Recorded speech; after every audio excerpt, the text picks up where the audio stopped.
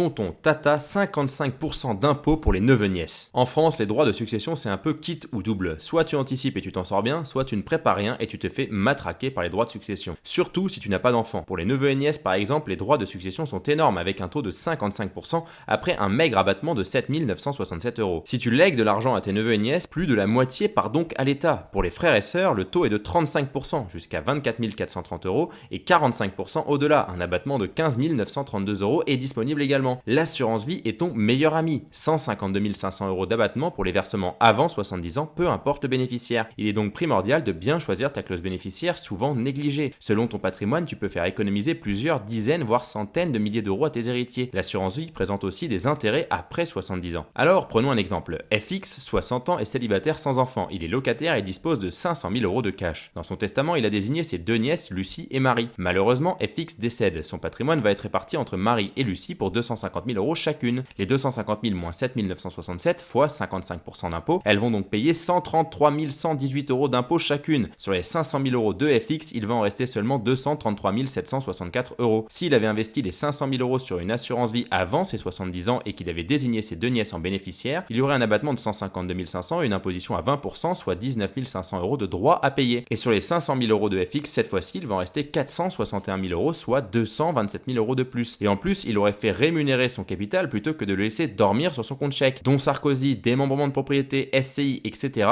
Il existe de nombreuses solutions pour éviter la matraque fiscale. Il te suffit tout simplement d'anticiper. Et si tu souhaites en savoir plus, abonne-toi et va écouter notre chaîne L'Art de la Gestion Patrimoniale sur YouTube, Spotify ou Apple Podcast.